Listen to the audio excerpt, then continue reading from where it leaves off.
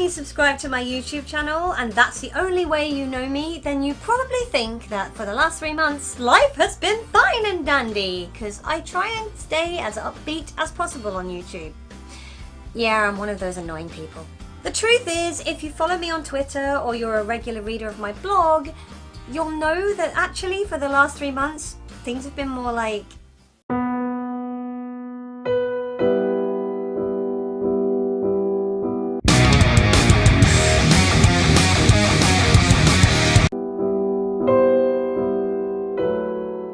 My YouTube channel has never been about talking about my deeply personal issues, so I'm not going to start today.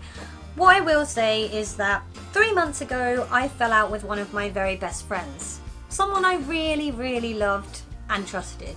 It was fairly ugly. It got nasty very quickly, other people got involved, it blew up into something it never had to be, and yesterday I came home from work and had what I can only describe as hate mail waiting for me.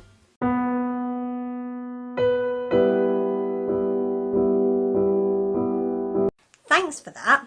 I mean, it's a lousy thing to do, but also, it's not 1998. A text would have sufficed. Save yourself the cost of a stamp, for goodness sake.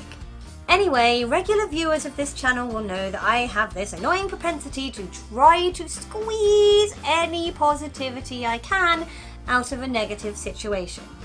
I think it's just the best way to survive when life is sucky. I've been thinking a lot recently about how I can take any positivity out of such a negative situation. And finally, I started to realize that I can use everything that's happened in this argument for future reference of how to have arguments and not be a Yes, I get it. When you have an argument with someone you care about, your temper's frayed, your feelings are hurt, things get said that can't be unsaid. It's a difficult situation. And I thought if I share these tips with you guys, maybe in my own small way, I will prevent this situation from happening to any of you or me in future. So number 1 on your how to argue and not be a about it list is deal in facts. It's very important in any argument to just acknowledge the facts. Why you've fallen out, how you both feel, and where you want to go from there. Keep it very simple. Here are the facts of the argument between person A and someone who shall remain nameless. Person A did this, then person A and the person who shall remain nameless argued about that. Then A involved person B and person C. Person B and C then accused person who shall remain nameless of X, Y, and Z. And all of this led to person who shall remain nameless being a bit sad. Just give facts. Only by looking at the actual facts of the situation can you really analyse what your role in it was. And that's really important. In fact, it's so important, it's point number 2 on my list. Never be so keen to play the victim that you can't acknowledge your own role in the situation. Ow! Oh my god! How dare you have a go at me? That is so unfair! You are basically bullying me! Oh, I'm gonna go tell everyone! I mean, yeah, sure. That makes sense. When I say that you should never be so desperate to be the victim that you can't acknowledge your own role in the proceedings, I include me in that. I know for a fact that because I am 1/4 Greek Cypriot, I have a feisty Mediterranean side. I can get a little bit hot-headed. Usually in my life I'm really good at diffusing difficult situations without getting cross. But if you push the wrong buttons... So I freely admit that when I feel like I'm trying to say, hey, I'm upset, I'm angry, and the person I'm saying it to isn't listening or acknowledging how I feel, I kind of sometimes do get a bit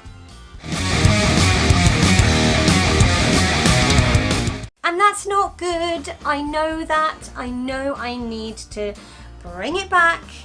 But the fact of the matter is, I'm constantly thinking about the way I talk to other people and the things I do towards other people and how they affect those people. Because I'm an incredibly over-analytical person. Did you even see last week's video? And so when I know that I maybe have been a little bit too hot-headed and a little bit too feisty in the way I've responded to something, I will say I'm sorry. Which leads me to my next point. Never be so pig-headed in an argument that you can't just say, I'm sorry. I am not going to apologise. I don't know who you think I am, but I am not going to apologise. Literally never going to apologise. Still not going to apologise! Ever. For my part, in my own argument, I said in the last text message I ever sent to this person that I fell out with, I'm sorry that you feel bad. Even though I felt that I was right and still do feel that I was right to say how I felt. And of course, I got an apology back. No, what I actually got was... Anyway, look, saying you're sorry when you don't think you've done anything wrong is not an easy thing to do. I get that. But if someone says to you, you've hurt me, I'm feeling really annoyed by this, it's just human decency to go, look, I'm sorry you feel that way. Even if secretly you're thinking, I'm sorry, did my back hurt your knife? Just say the words. Just use those words to show a little bit of respect. Another thing that will prevent your arguments from turning into full-scale war is not involving other people. If two of your friends are having a massive fallout, be Switzerland. Just sit there and be neutral and make really good chocolate because your friends will need it. Nobody wants to be dragged into your mess. That's what I'm saying. If you've had a row with somebody, that's fine. And if you need to vent about it to people, that's also fine. Don't make your friends pick sides. Don't be like, well, this person's done this, and if you really care about me, you wouldn't have anything to do with them anymore. Because that sucks. Yeah, no, I'm really glad that you hate her now you know the truth about her. She's a terrible, terrible human. Oh, my phone's ringing. Gotta go. Bye. Hello? Oh, yeah, you haven't heard the news about what a terrible person my friend is, have you? Let me explain.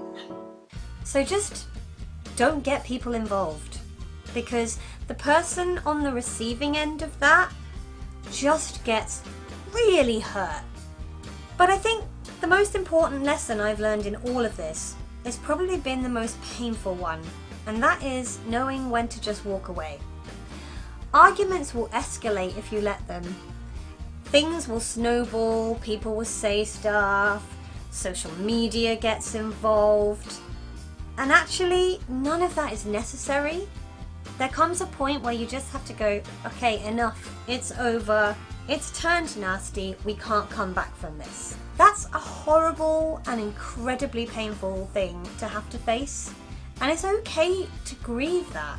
It's okay to mourn because you've lost something. Once you've realised it's over, you need to walk. It's okay to go, do you know what? I'm done. Oh, I forgot I have to finish the video, sorry. Look, arguments are horrible. It doesn't matter whether you've fallen out with somebody in your family, your romantic partner, or one of your friends. Whoever you're arguing with, it's not a pleasant experience. You know, we don't go around having arguments for fun, and if you do, what is your problem? But if you're open and honest, you tell the truth about an argument to yourself and the rest of the world, if you acknowledge your role in an argument, if you're willing to say I'm sorry, and if you can just know when the situation is not resolvable, it makes the whole thing a little bit easier for yourself and for the person on the other side of the argument too. I don't know, maybe some of you are going through stuff like this right now and you needed to hear this. If this helped you in any way, please feel free to give a little thumbs up. And you know what? If you're going through something similar and you want to talk about it, I'm on Twitter.